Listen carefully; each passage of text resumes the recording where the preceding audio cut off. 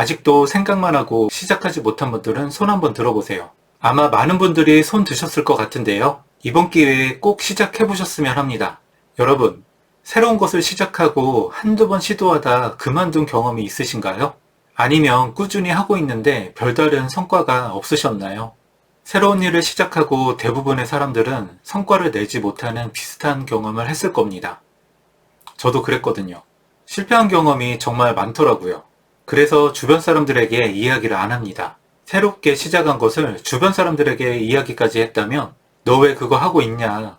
시간 낭비하지 마라.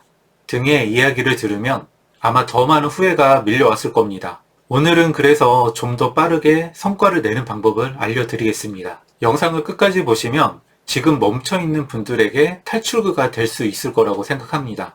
새로운 것을 한두 번 시도하고 멈춰있는 분들에게 질문 드릴게요. 지금 하려고 하는 것이 재미가 없으신가요? 왜 시작하려고 했던 걸까요? 이거 될 것 같아서 하신 분도 계실 거고요.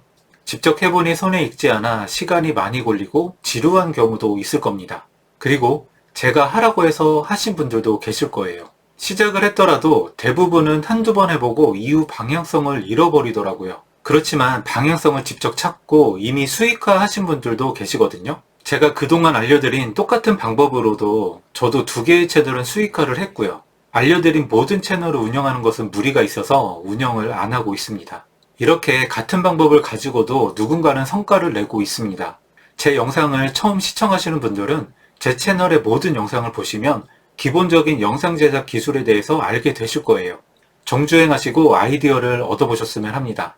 그렇다면 같은 방법으로 만들었지만 어떤 차이가 있던 걸까요?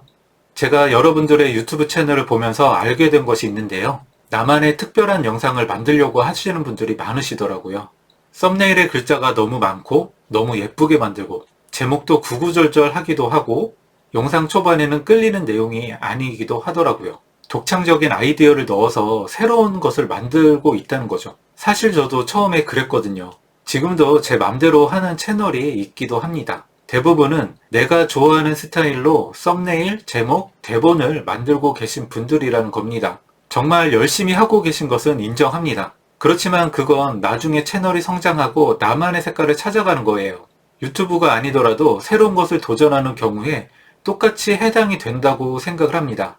잘 되는 것이 있다면 너무 크게 벗어나지 않게 벤치마킹하고 디벨롭 해보세요. 항상 말씀드리지만 내가 마음에 드는 게 아니라 사람들의 마음에 들게 해야 합니다. 내 마음과 다른 사람의 마음이 같으면 좋겠지만 그렇지 않더라고요.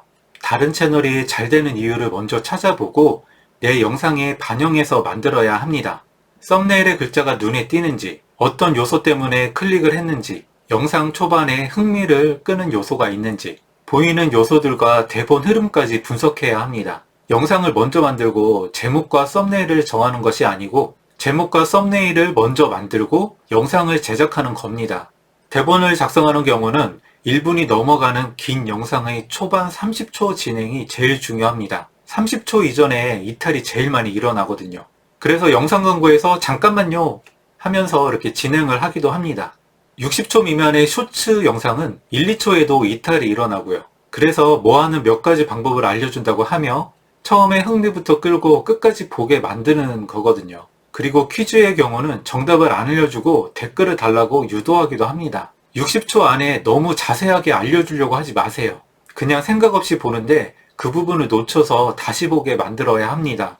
잘하고 싶다면 내가 하려는 주제의 유튜브 영상을 많이 봐야 합니다. 공부하고 내 영상에 적용하며 발전시켜야 하는 거죠. 떡볶이 장사를 하는데 떡볶이 맛집은 다 찾아다니며 먹어봐야 합니다. 내 맛에 영향을 받는 게 싫다며 먹어보지도 않고 장사를 시작하는 사람은 없을 겁니다. 잘 되는 곳에 가서 먹어봐야죠.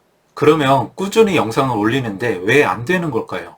이미 앞에서 대부분 말씀드렸는데요. 혹시 나만의 스타일로 무작정 열심히 하고 계신 것은 아닌지 점검해 보셨으면 합니다.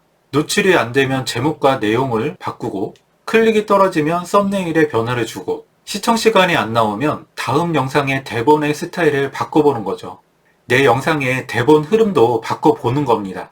여러 시도 중에 조회수가 잘 나온 영상이 나왔다면 그 대본 흐름으로 영상을 또 제작해서 확인하는 테스트를 해보는 겁니다.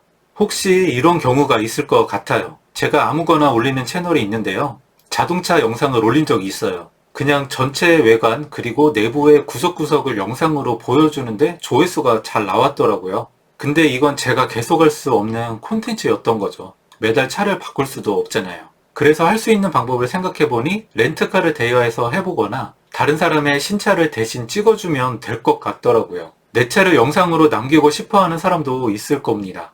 생각난 김에 하나 더 말씀드릴게요. 동물농장처럼 일반인과 반려동물의 추억을 남겨주는 채널도 해보고 싶었거든요. 동물가족을 소개합니다. 동가소라고 이름도 생각해 두었거든요. 반려동물을 키운다고 모두 유튜브를 하지 않아요. 반려동물과 함께하는 시간을 추억으로 남길 수 있게 담아드립니다. 무료로 영상을 찍어주며 채널 구독자를 늘려나가는 거죠.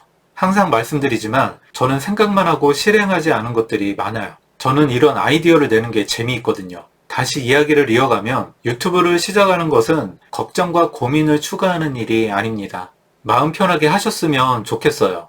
새로운 도전을 하다 보면 재미있는 현상이 하나 있는데요. 대충 시도했던 일에서 엄청난 좋은 결과가 나오기도 합니다. 대충 만든 영상이 오히려 높은 조회수가 나오기도 하더라고요. 이번 영상은 내 생각에도 대박 영상이야 하는 영상은 오히려 조회수가 안 나오기도 합니다. 바로 그건 사람들이 원하지 않는 영상이었다는 거죠. 그렇다면 다음에는 개선을 하고 방법을 찾아보는 거예요. 우리는 좀 더 앞으로 나아가기 위해 또 다른 방법을 찾아가는 하루하루를 보내고 있는 겁니다. 다양한 시도 중에서 좋은 성과를 낸 결과물이 나오는 거예요. 아직도 주제 때문에 시작하지 못한 분들 계신가요?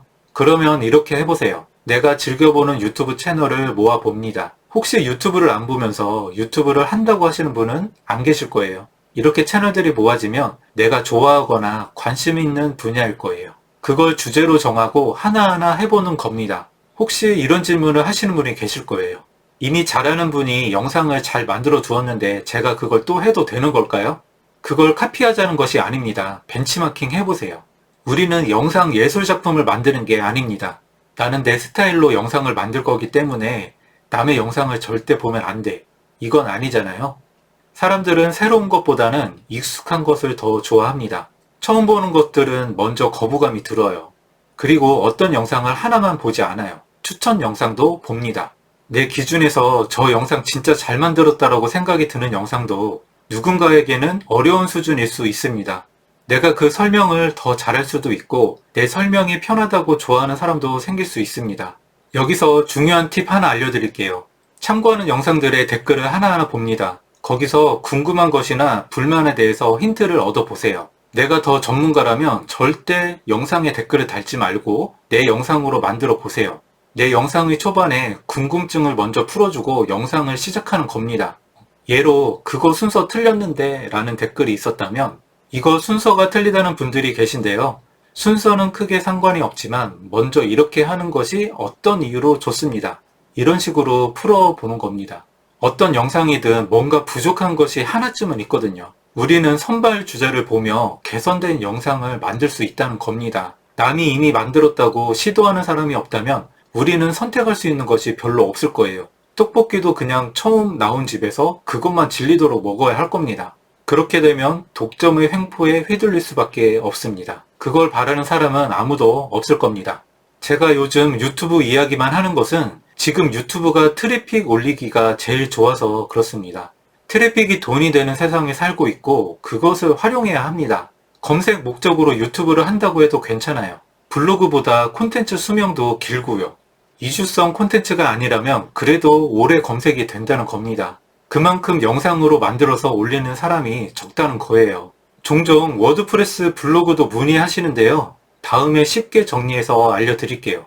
유튜브가 블로그보다 더 쉬운데 영상이라고 어렵게 생각하는 것 같더라고요. 영상 찍고 편집하는 시간보다 사진 찍고 글을 쓰는 것이 더 오래 걸리더라고요.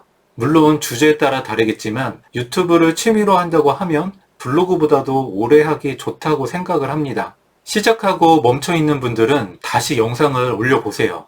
열심히 하고 계신 분들은 조금씩 변화를 주고 다양한 시도를 해보셨으면 합니다. 알버트 아인슈타인은 노력을 멈추는 순간까지는 결코 실패하지 않은 것이다 라고 말했습니다. 여러분은 아직까지 실패하지 않은 거예요. 잠시 쉬는 것이고 방법을 찾고 계신 거라 생각합니다. 멈추지 않고 행동하시는 분들은 앞으로 새로운 기회들이 다가올 겁니다. 언제 시작해도 늦지 않습니다. 지금 바로 시작해 보세요. 영상 끝까지 봐주셔서 감사합니다. 행복한 하루 되세요.